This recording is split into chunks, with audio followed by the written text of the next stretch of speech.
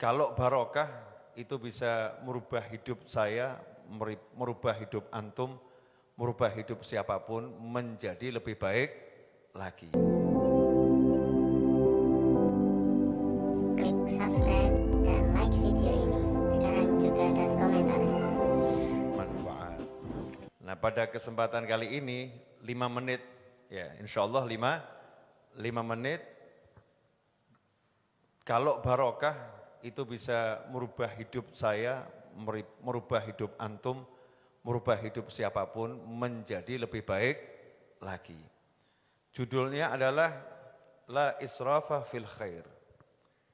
Ya, tidak ada kata berlebih-lebihan kalau itu untuk suatu kebaikan. Enggak ada kata berlebihan untuk sesuatu yang sifatnya kebaikan. Ya, dikatakan di sini sami'a ba'dhum insanan yaqul la khair fil israf qala lahu la israfa fil khair yakni anna saraf la yakunu illa fi haramin aw makruhin wa ammal infaqu fi wujuhil khair fala yusamma sarafan ma naqasa malun min shadaqatin bal yazdad wal muasah laysat bil mal faqat balil muasatu ilal muhtajin bil mal wa ta'limul jahil wa irsyadul dhalin min afdhalil muasah. Qala Allah Ta'ala wa ma anfaqtum min syai'in fa huwa yukhlifuh. Lam yakul min mal bal idza a'taitahu kisratan ahyaita jismahul fani wa idza 'allamtahu mas'alatan fi dinihi ahyaita ruhahu al-baqi wasyattan bainal amrayn wa la yadurruhu idza mata juwai' wa dinuhu salim ma dharrahum ma asabahum fid dunya jabarallahu lahum bihi al-jannah au kama qala. Ya, ini Habib Ahmad bin Umar bin Smith radhiyallahu anhu menyatakan la israfa fil khair. Karena ada orang mengatakan ya la khair fil israf. Kalau berlebih-lebihan itu enggak ada kebaikannya. Ya, ada orang seperti itu. Maka beliau mengomentari la israfa fil khair. Kalau untuk kebaikan itu namanya bukan israf. Israf itu kalau mengeluarkan harta untuk yang haram, itu namanya israf. Mengeluarkan harta untuk yang makruh, buat beli rokok, ya makruh. Kalau yang pendapat makruh, atau haram buat yang pendapat haram, berlebih-lebihan, itu namanya israf. Tapi kalau untuk bantu orang, untuk berbuat yang baik, ya apapun itu, maka itu bukan saraf, bukan suatu yang berlebih-lebihan, bahkan itu adalah suatu kebaikan. Wa ammal infaqu fi wujhil khair fala yusamma sarafan. Orang yang mendermakan entah hartanya, entah ilmunya, entah tenaganya ya untuk kebaikan, maka dia tidak bisa disebut israf. Ya, misal kok ada orang bantu orang lain dengan angka yang sangat besar, materi besar. Ada orang ngomong sama dia, kamu jangan berlebih-lebihan, kamu jangan berlebih-lebihan. Itu salah. Karena kalau untuk kebaikan tidak ada kata berlebih-lebihan. Dalam sebuah hadis Rasul bersabda sallallahu mana qasamalun min shadaqatin bal yazdad. Riwayat Al-Qadha'i.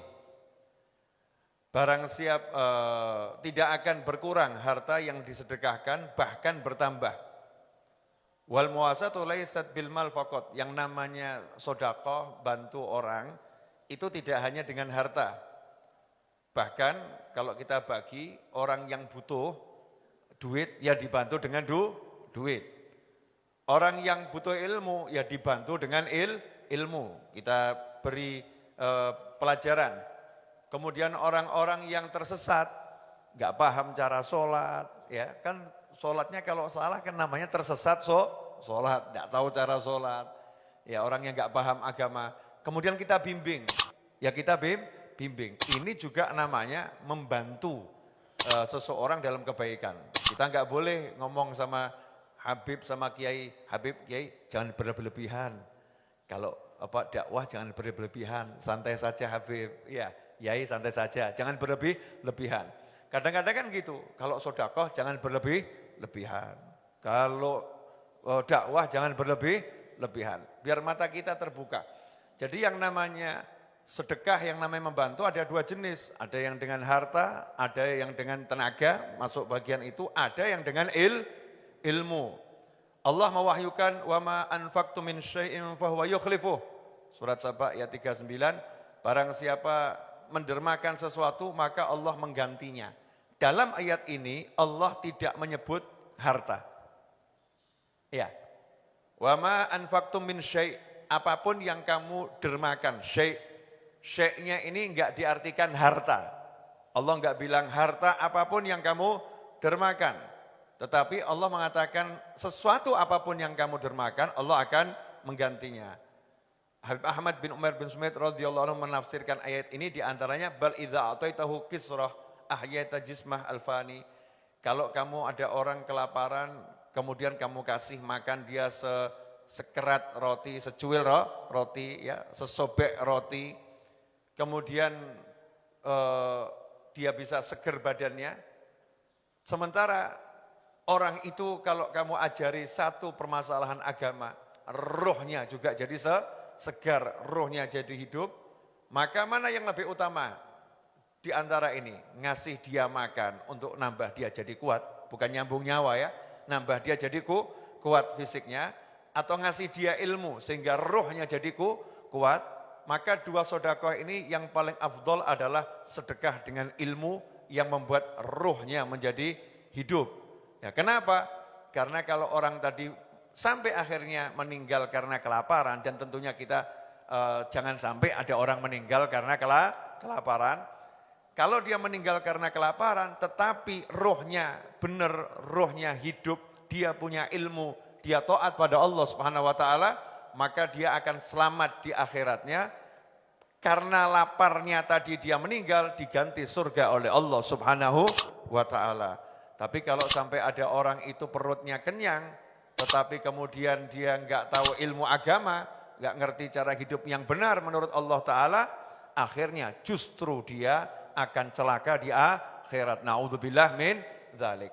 Karena itu makna berderma dalam syariat Islam tidak hanya dengan harta. Ya, berderma dengan ilmu untuk orang yang punya ilmu. Berderma dengan harta untuk orang yang punya harta. Kemudian berderma kepada fuqara wal masakin, yang paling hakiki adalah orang yang fakir ilmu. Kemudian yang fakir harta juga dibantu. Alangkah indahnya kalau kita bisa dua-duanya. Hartanya jalan, ngajarnya juga jalan. Semoga berkah manfaat.